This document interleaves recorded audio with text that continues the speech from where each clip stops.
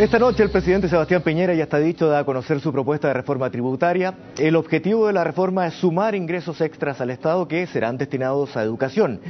Y también, según ha trascendido, habrá una reestructuración del CIPCO y se modificará del impuesto específico a los combustibles. Eso, en los últimos cambios, habrían sido la condición de la UDI para apoyar la reforma tributaria. Bueno, queremos conversar sobre este tema y para eso está con nosotros el presidente de la UDI, el diputado Patricio Melero. Diputado, gracias por acompañarnos. Hola, muy buenas tardes, muy buenas noches, Claudio. Bueno, lo veíamos también en la conferencia de prensa que se dio en La Moneda con otros parlamentarios de la Alianza, señalando las bondades que tenía esta reforma tributaria que va a ser presentada por el presidente Sebastián Piñera.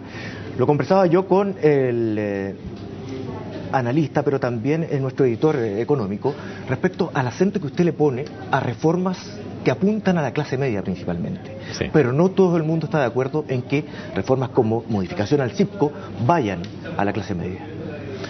No, mire, en materia de combustibles lo que se está haciendo es una medida de un impuesto variable que va a permitir que cuando el precio de la gasolina sube de un valor promedio de los últimos meses, el impuesto específico baja.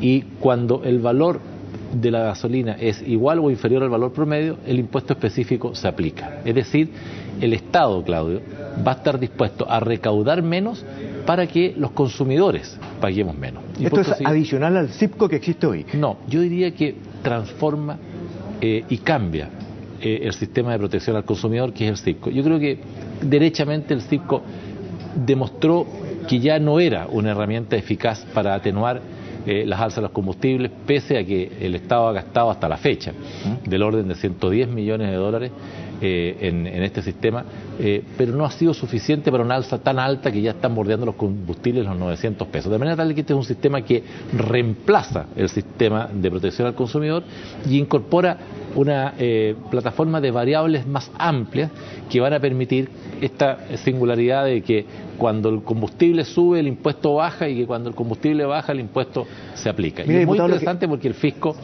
va a poder mantener su recaudación promedio, ¿te fijas? Pero no se enriquece el fisco más a costa del bolsillo de los consumidores. Es interesante lo que usted dice, diputado, porque había trascendido que, claro, se hacía esta modificación, pero también se modificaba el CIPCO de manera de transformarlo en algo más eficiente. Usted dice que no, que la transformación ya elimina prácticamente el sistema del CIPCO. Más que eliminarlo, le quita vigencia a un sistema que ya estaba muy estirado, Claudio, ya no daba para más en su capacidad, porque el sistema de protección tenía parámetros más o menos de 12,5 para arriba, 12,5 para abajo, es largo explicarlo, pero ya no daba más en su capacidad de atenuar el impacto de los combustibles, y por eso que yo me alegro mucho cuando el presidente acoge una inquietud que nosotros en la UDI le habíamos planteado hace mucho tiempo, de enfrentar el tema del impuesto específico y de poder atenuar el precio de los combustibles, y se genera esta fórmula que es bien novedosa, que no es nueva, se había estudiado antes en el Senado, y lo habían visto, de este impuesto variable que fluctúa, y se aplica o no dependiendo del precio de los combustibles. Diputado, respecto a la primera pregunta que le hacía, la clase media, usted señala, son beneficios para la clase media, la gran clase media del país, pero algunos consultados, por ejemplo, en una nota que hicimos en el día de hoy, señalan que esto beneficia al 20 o 30% más rico del país, y por lo tanto, ¿de qué clase media estamos hablando? ¿Qué entendemos por clase media? No, lo que pasa es que esta es una reforma tributaria muy equilibrada, creo yo, muy seria, en el sentido de que le sube el impuesto a las empresas, pero le baja el impuesto a las personas.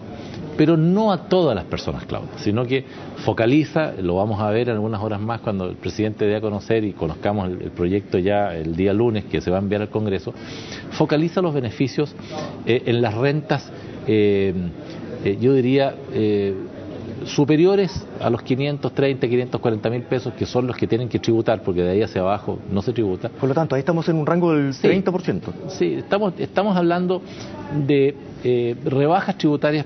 Por ejemplo, la rebaja del impuesto de timbre y estampilla. Alguien dice impuesto de timbre y estampilla. Se rebaja de un 0,6 a un 0,2%, pero eso va a impactar a más de 2.800.000 chilenos que pagan ese impuesto. No se dan cuenta cuando lo pagan, pero lo pagan cada vez que sacan un crédito, cada vez que utilizan una tarjeta de crédito, cada vez que sancionan una solicitud de crédito personal o hipotecario.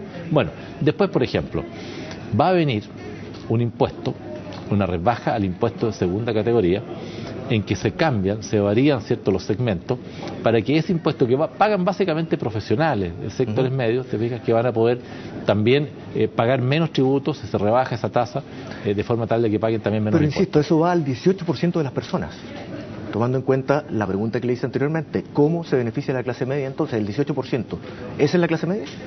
Se beneficia, esto obviamente los sectores más vulnerables y más pobres van a tener el impacto en el precio de la bencina, porque eso debería repercutir en el costo de los alimentos. Pero las rebajas tributarias van a los segmentos, están acotadas, no es para todos. Por ejemplo, la rebaja a poder descontar el gasto en educación.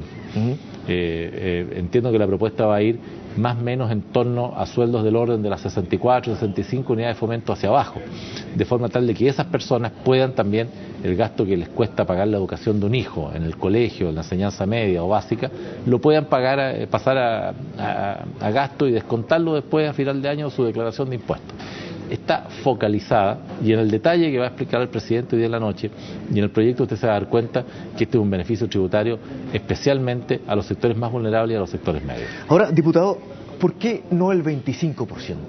Y se lo pregunto, lo amplío, a la discusión política que se va a dar en el Parlamento, me imagino, porque hay muchos que plantean que esto va a entrar y lo interesante es que se apruebe la idea de legislar y luego se discuta al interior y se pueda transformar en una discusión larga como la que existió con el postnatal. ¿O usted ve poco margen para eso?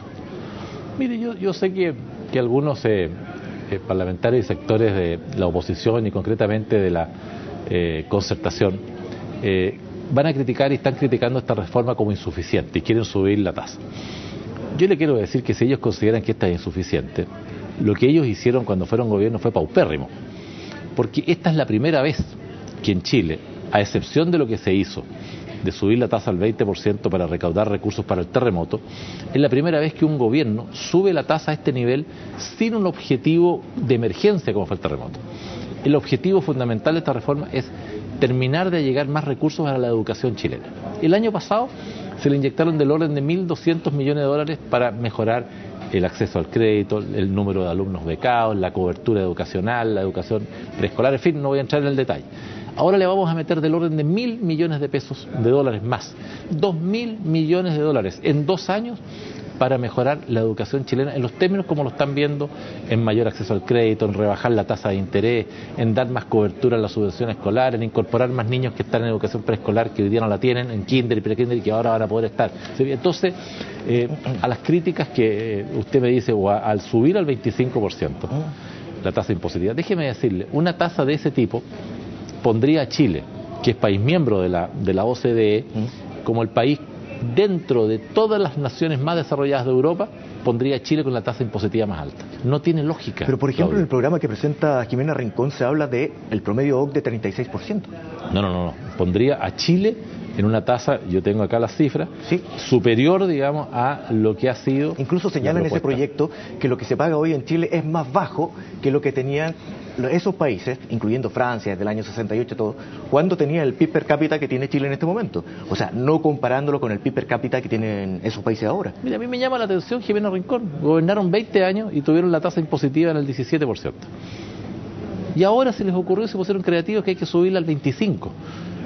Cuando vemos, Claudio, a 17 países de Europa en recesión económica por gastar más de lo que tienen, cuando vemos países vecinos que están a punto de tener crisis financieras gravísimas, que este país, este Chile chico, insignificante en el marco de la economía mundial, pueda subir la tasa impositiva al 20%, pueda rebajarle los impuestos a las personas, pueda disminuir el impuesto a los combustibles, pueda darle más ayuda a la clase media, a mí me parece sorprendente la ceguera de algunos sectores de la concertación de no entender lo que Chile hoy día es en el concierto mundial y las dificultades que tienen otros países que subieron los impuestos y al final terminaron en default o en situaciones financieras muy comprometidas y hoy día están haciendo ejercicios dramáticos de reducir las cosas que le dieron sin respaldo financiero.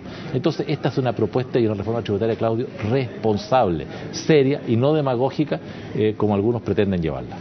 Diputado, presidente de la UDI, le quiero agradecer por conversar con nosotros esta tarde. Por supuesto que vamos a seguir con el tema una vez que conozcamos también lo expuesto por el presidente Piñera, que esté muy bien. Muy bien, muchas gracias a usted.